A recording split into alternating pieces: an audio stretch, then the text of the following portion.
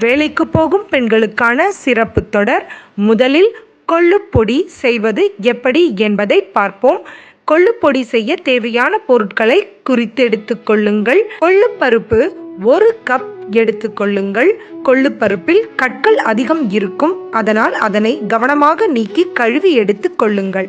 அடுத்ததாக பாசிப்பருப்பு 1/2 கப் எடுத்து அதையும் நன்றாக கழுவி வடிகட்டி கொள்ளுங்கள். நிழலில் இதுபோல காய வைத்து எடுத்து கொள்ளுங்கள்.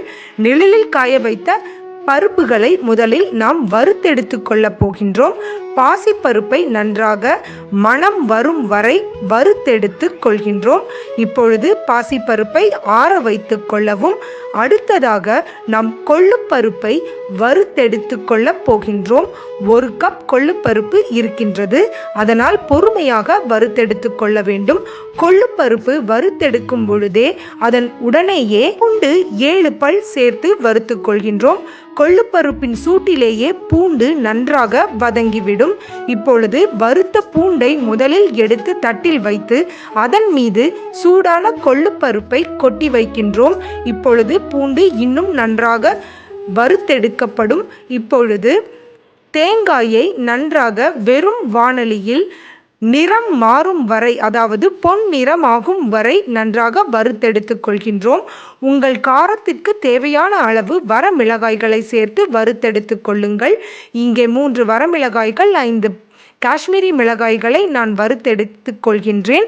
உங்களுக்கு தேவையான அளவு காரத்தை நீங்கள் மாற்றிக்கொள்ளலாம். காஷ்மீரி மிளகாய்கள் இந்த பொடிக்கு ஒரு நல்ல நிறத்தினை கொடுக்கும். பொழுது 1 இன்ச் அளவுக்கு கட்டி பெருங்காயத்தை எண்ணெயில் போட்டு நன்றாக பொரித்தெடுத்து கொள்ளுப்பருப்புடன் சேர்த்து ஆற வைக்கவும். இப்பொழுது அனைத்து பொருட்களும் ஆறிவிட்டது.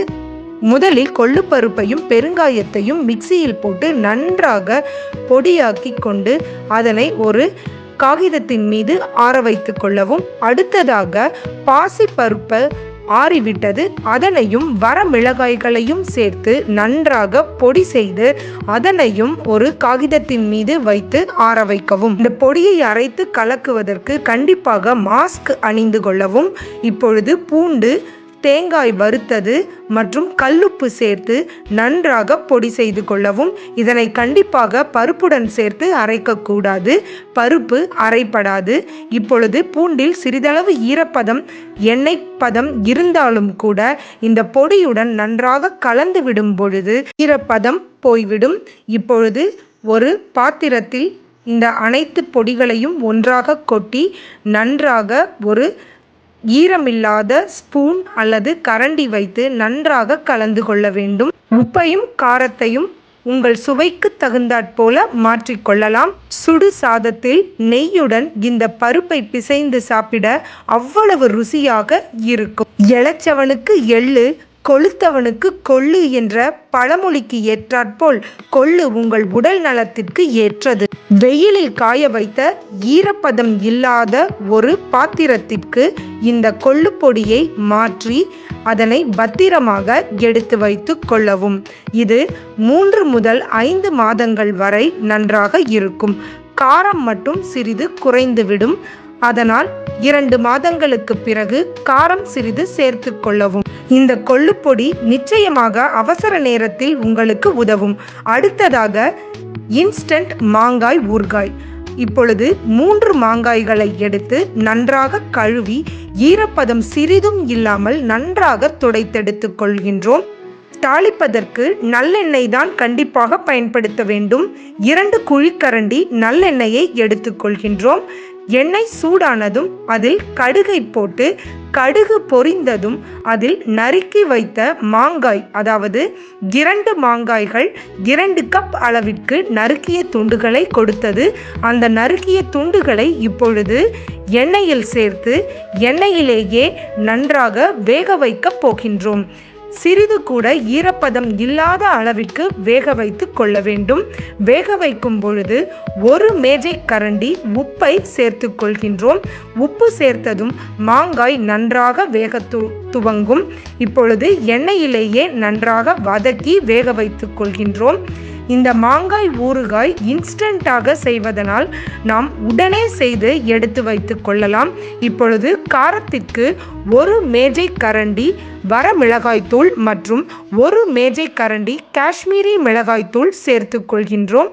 காஷ்மீரி மிளகாய்த்தூள் நல்ல நிறத்தை கொடுத்துள்ளது, வரமிளகாய் நல்ல காரத்தை கொடுத்துள்ளது.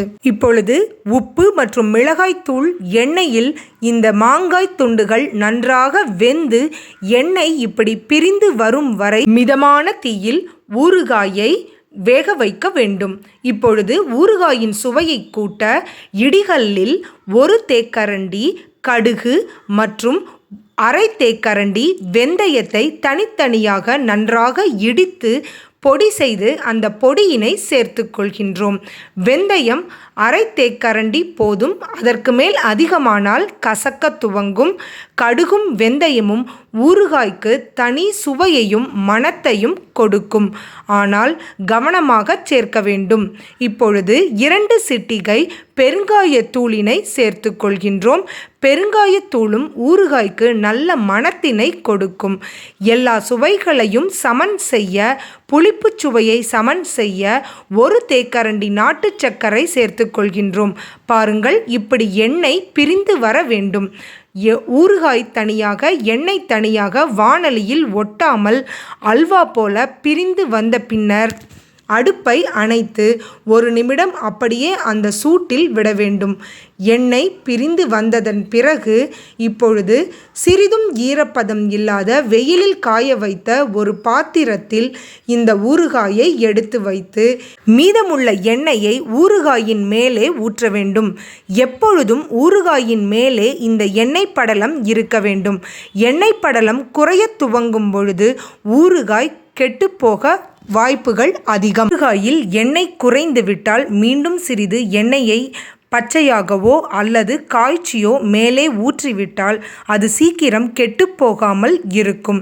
இந்த கொள்ளுப்பொடியும் ஊறுகாயும் உங்களை அவசர நேரத்தில் உதவும் ஒரு ஆபத் பாந்தவனாக இருக்கும்.